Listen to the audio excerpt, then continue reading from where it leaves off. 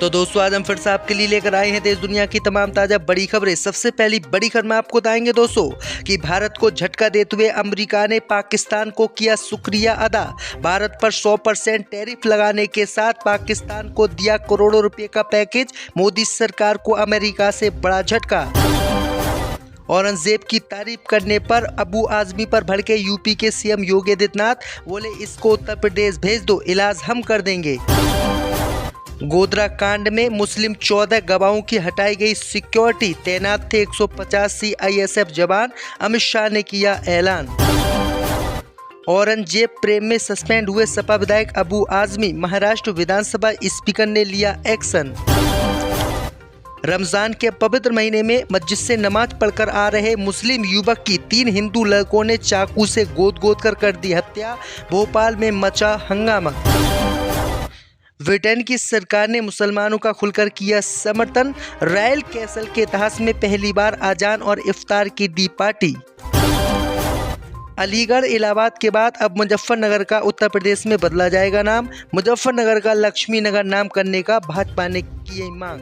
तो दोस्तों सभी खबरों को आपको एक एक कर बताने वाले हैं, वीडियो को लाइक कर चैनल को सब्सक्राइब कर दें। इसी बीच पर तो दोस्तों अगली खबर की ओर तो अमेरिका से भारत को लगा एक और झटका। डोनाल्ड ट्रंप ने भारत पर टैरिफ लगाने के साथ पाकिस्तान का किया धन्यवाद, पाकिस्तान की मदद का किया ऐलान। जब दोस्तों आपको बता दें कि अमेरिका से मोदी सरकार को एक और झटका लग गया है। दरअसल आपको बता दें कि अमेरिका के नए राष्ट्रपति डोनाल्ड ट्रंप ने भारत पर टैरिफ लगाने के साथ ही पाकिस्तान का शुक्रिया अदा किया है और पाकिस्तान को भारी छूट देने का ऐलान किया है, जो भारत के लिए सबसे बड़ा झटका माना जा रहा है।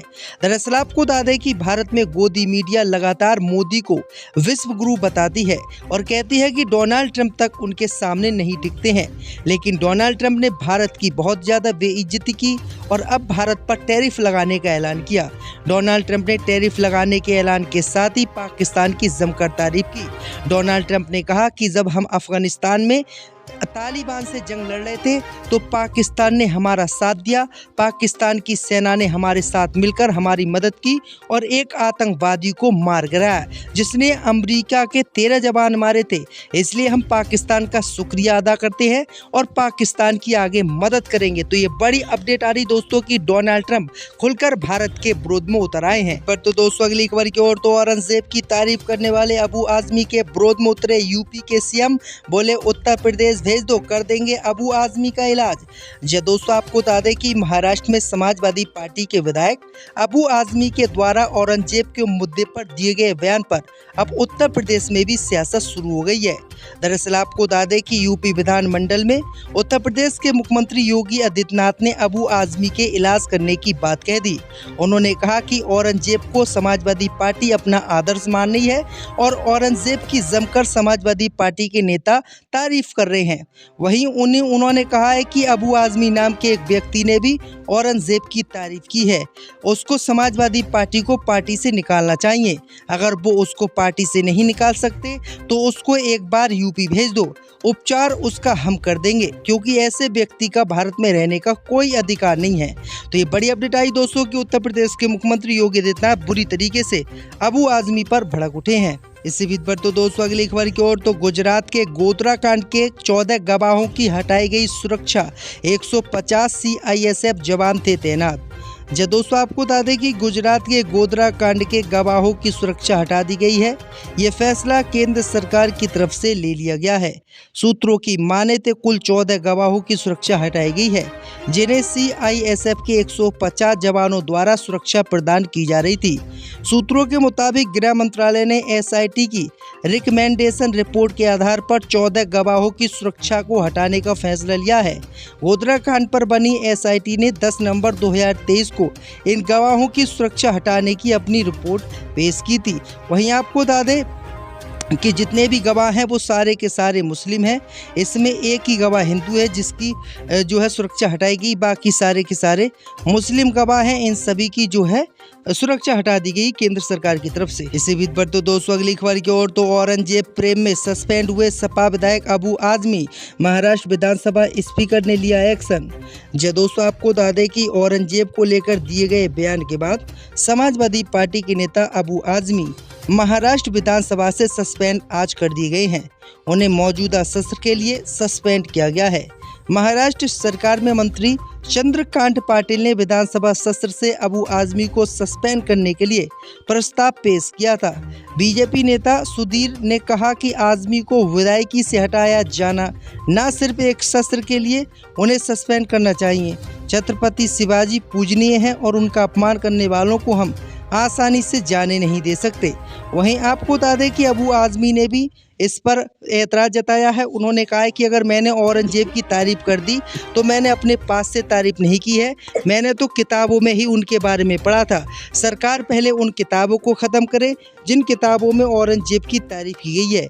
वहीं आपको बता दें कि उन्होंने अब जो है आगे सुप्रीम कोर्ट जाने की बात कही है और कहा है कि मैं जो विधानसभा के अध्यक्ष हैं उनसे बातचीत करूंगा कि आखिरकार मुझको सस्पेंड क्यों किया गया है। इसी बीच पर तो दोस्तों अगली खबर की ओर, तो भोपाल में मस्जिद से नमाज पढ़कर आ रहे युवक की हिंदुओं ने कर दी हत्या, पिता के सामने ही बेटे को चाकुओं से गोदा।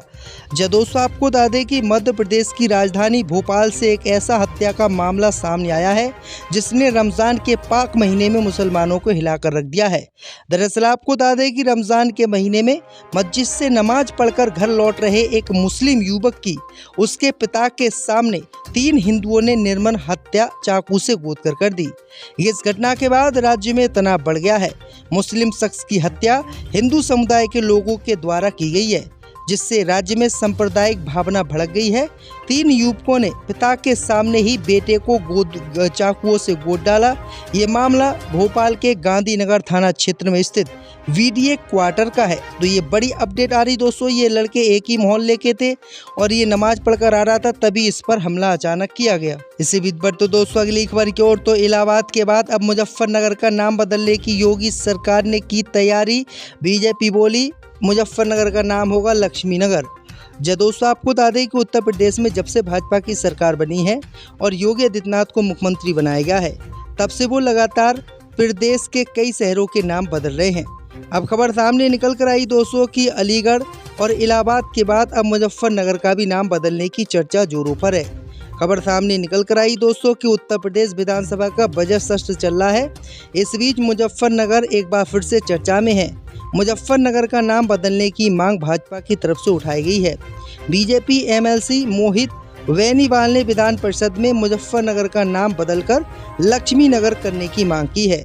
मोहित बेनीवाल ने सत्र के दौरान ही इस मुद्दे को उठाया, जिस पर उत्तर प्रदेश के उप मुख्यमंत्री केशव प्रसाद मौर्य ने भी बयान दिया है। उन्होंने कहा है कि हम इन मुद्दों को सरकार के सामने रखेंगे और सरकार से मांग करेंगे कि मुजफ्फरनगर का नाम बदलकर लक्ष्मी नगर किया जाए। आपकी क्या राय है दोस्तों, लक्ष्मी नगर मुजफ्फरनगर का नाम होना चाहिए या नहीं, हमें कमेंट करके ज़रूर बताएं। इसी बीच पर तो दोस्तों अगली खबर की ओर, तो महाराष्ट्र की राजनीति में भारी उथल पुथल। फडणवीस कैबिनेट के इकलौते मुस्लिम मंत्री हसन मुशर्रफ का इस्तीफा। दोस्तों आपको बता दें कि महाराष्ट्र की राजनीति में इन दिनों भारी उथल पुथल जारी है।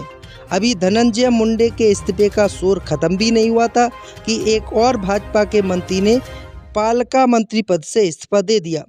महाराष्ट्र के मंत्री हसन मुशर्रफ ने कोल्हापुर, मुंबई और वाशिम के बीच यात्रा संबंधित कठिनाइयों का हवाला देते हुए वाशिम के संरक्षण मंत्री पद से इस्तीफा दे दिया है।